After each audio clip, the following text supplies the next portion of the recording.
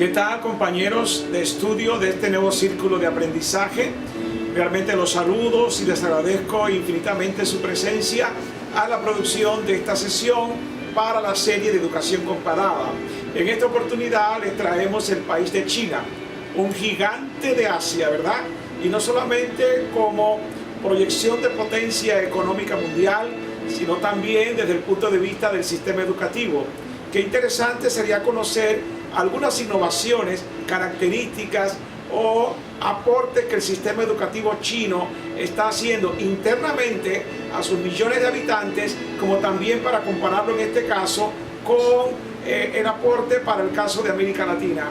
Una América Latina preocupada desde México, prácticamente Guatemala, Honduras, El Salvador, pasando por Nicaragua, por Honduras, por Panamá, etcétera, y todo Sudamérica y el Caribe preocupado en la calidad del sistema educativo. Cuba pues plantea interesantes indicadores de calidad en su aprendizaje, de estudio, de investigación y de aporte a lo que es realmente la potenciación del aprendizaje del sistema educativo cubano. Vamos a ver en el caso de China, que es un país comunista, pero que también tiene una economía muy asociada con la empresa privada. Veamos entonces el primer indicador de esta investigación, mucho más larga, que la vamos a ver en profundidad en las sesiones presenciales, pero que para efecto de esta producción visual, pues el primer indicador dice: China como aporte o como parte de la política de internacionalización de la educación, tendiente a aumentar la inserción del país en la economía global, es su propósito y dando resultados. El gobierno chino comenzó a alentar a sus mejores estudiantes a graduarse en el extranjero a partir de los años 80 en adelante. Claro que por un lado, mucha de la juventud china que estudia en el exterior puede quedarse en Europa, puede quedarse en Canadá, Estados Unidos y en otros países.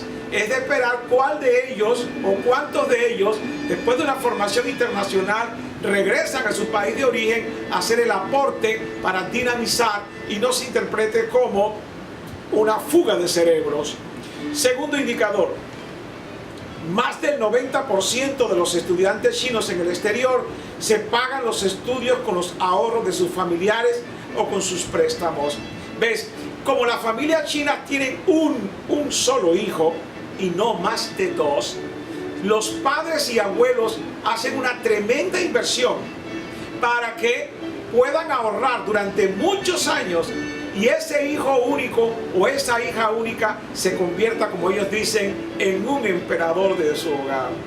Es decir que aquí no se está gastando dinero en fiesta, no se está gastando dinero en viajes superfluos, aquí no se está gastando dinero en cosas que no sean estrictamente ahorrar un dinero para producir precisamente el financiamiento de esa buena formación educativa y universitaria que busca los padres, las madres, las abuelas y los abuelos de esta sociedad china, que queremos ver si esa es la realidad entonces en América Latina. ¿Qué tanto nuestros abuelos y nuestros padres están ahorrando realmente dinero para invertirlo en ese hijo único o en esa segunda hija que tienen de ese matrimonio y de esa unión? Vamos a ver otro indicador importante. Dice entonces, repitiendo un poco el indicador, comparación sobre la asistencia de supervisión de los abuelos. Escuchen esto: supervisión de los abuelos.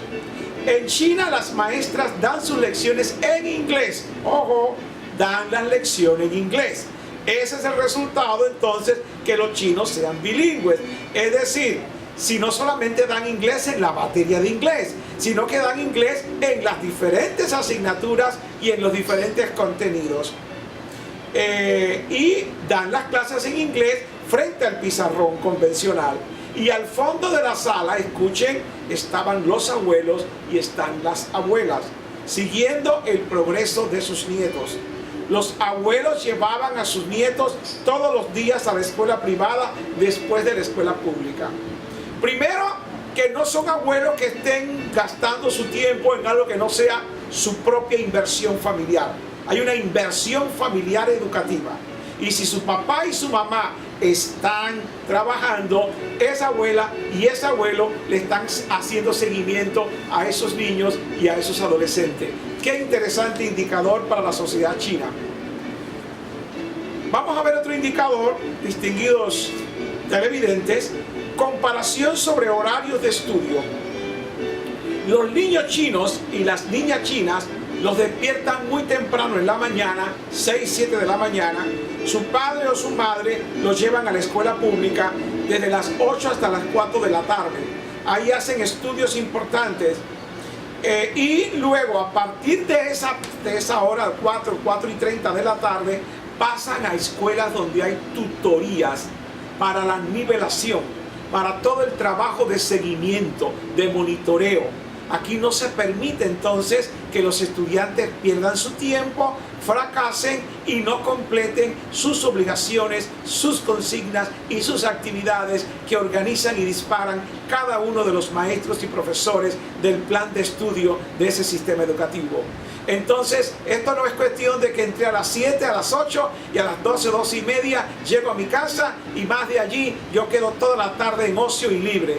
Llega mi papá, mi mamá o mi mamá, si es un hogar disfuncional, y luego entonces de en adelante televisión, novela y otras distracciones superfluas. Aquí es después de las 4 de la tarde hasta las 8 de la noche, hay tutorías para el cumplimiento, porque el trabajo del estudiante es estudiar. Entonces, mientras esté en proceso de estudio y en temporada de estudio, que no es vacaciones, está en un proceso entonces de seguimiento a las actividades, a las tareas y demás actividades que organiza. Otro indicador importante, ya para ir cerrando la reflexión, comparación sobre el consumo de televisión. En entrevistas hechas por investigadores directamente dentro del sistema educativo chino, se logra traer un indicador y un índice importante. Los niños chinos solo pueden ver televisión 30 minutos por día. Podamos entender nosotros en América Latina la cantidad de horas que nuestros niños y niñas y adolescentes están frente a la televisión, en cómico, en novela, en programas televisivos, agresivos, violentos, pornográficos, y no hay un monitoreo y un control sobre padres y madres en relación a la temática de la televisión. Si pudieran estar escuchando por lo menos y viendo un Discovery Ciencia, un Discovery Civilization, un Discovery National Geo, o pudieran ver Animal Planet o Discovery Channel y algunos de estos programas de ciencia y civilización, sería interesante que estuvieran viendo televisión. Pero ¿qué están viendo? Programaciones procedentes de Hollywood, realmente de fantasía, ilusiones demenciales, un atentado a la salud ética y a la paz de la inteligencia humana. Traen estos programas corrosivos y altamente agresivos. China le permite a sus niños, qué interesante indicador para América Latina, y con ello no quiero apropiarme de transferir lo de China o lo de Singapur o lo de Finlandia hacia América Latina. El problema es que de ambas vías hay cosas importantes que aportar. Y yo creo que el pensamiento humano es sin fronteras. Lo que da un país, independientemente de su ideología y de su política, la inteligencia humana es única y globalizada y mundializada. La ciencia, el bienestar que usted tiene en su hogar, en su casa y en su país, viene de diferentes partes del mundo. Repuestos, llantas, carros, aviones, equipos, tecnología, alimentos enlatados, todo lo que es el proceso realmente que uno consume en un supermercado, se asombraría de qué países vienen del mundo. Entonces la inteligencia es global, total, y no podemos ponerle frontera de que hasta aquí consumo y aquí no consumo. El consumo es mundializado.